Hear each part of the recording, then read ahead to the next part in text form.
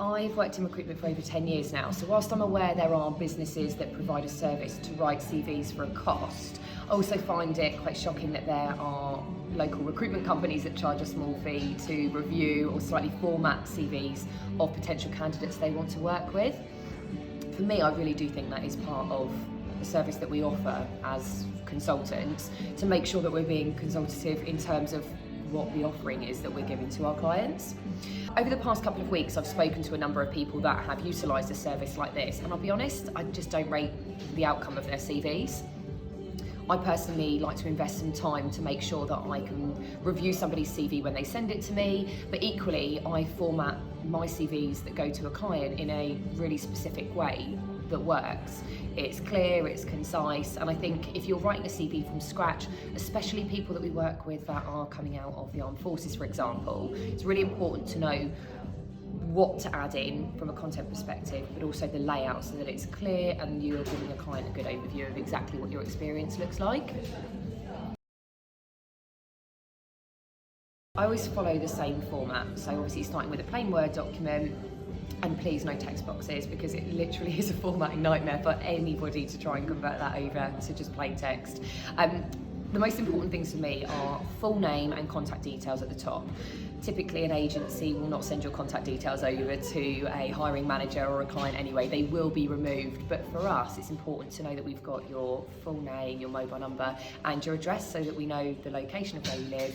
We can then obviously do a little bit of extra searching in the background in terms of other businesses that are local to you.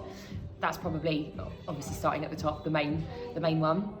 Next would be your profile. This for me is the most important part, because this is a couple of sentences giving a client an overview of what you've done, any kind of important achievements, but just mainly kind of a roundup of your experience in maybe, well, a short paragraph or 1 or 2 sentences. So for example, if you are a systems engineer and you've got experience within communications or radio frequency or whatever that might be, detailing that in that first initial profile is going to be the first thing that they read immediately underneath your name.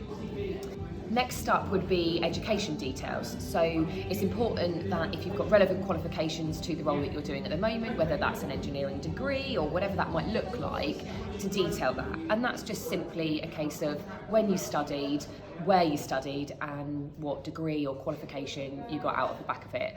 We don't really need to see a list of 11 GCSEs that you got A to C in. It's just not as relevant as you may think. Obviously it's going to be dependent on the role that you're applying for, but yeah, as a standard I would say just kind of relevant qualifications to what you've been doing most recently. Next up would be employment history. Always your most recent role at the top, and then working back obviously in date order down to your first ever role. For me, it's really important to have the date, the business you've worked for, and the job title in bold, so it's completely clear how long you've worked there for, where you work, and obviously what you're doing in that role. And then underneath, a number of bullet points, or even a paragraph or 2 detailing your skill set and your experience while you've been working within that role. There is this common misconception that you shouldn't go over 2 pages. That's a completely other story, but I think the main thing to focus on here is when you're sending your CV to an agency, for us to have the most information about you in order to really sell you into a client, the more the better in my view. That is something we can discuss with you about formatting down, or perhaps removing some information with your permission that isn't necessarily relevant to the role, but initially we need to know where your skill set lies and what you're good at. On some CVs, that we also suggest that you list some skills. That could typically go under the profile section at the very top, and those skills would be things like if you are a design engineer, for example, some of the programs that you've designed within, whether you use SolidWorks or AutoCAD or whatever that might be, listing some of those skills that would be relevant to future roles that we put you forward to.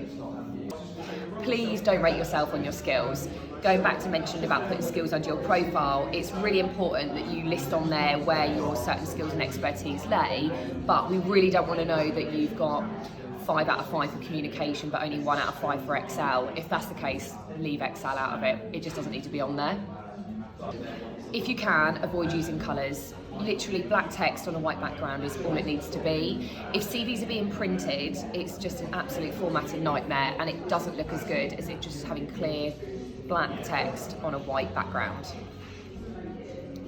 Font wise, obviously you can use whatever font you want. Typically I format my CVs in Calibri, hopefully I've pronounced that right, and I normally go for size 11, and I just bold any of the titles or any of the headers and make sure that they're underlined as well, just to make sure that there's a differentiation between each section. And finally, do not refer to yourself in the third person. A copy of my CV template that I've just been talking through can actually be found on my LinkedIn profile. It is downloadable, so feel free to head over to my LinkedIn page, download that and have a go yourself. But obviously if you do have any questions, feel free to reach out and I'll be more than happy to help you with any of your formatting.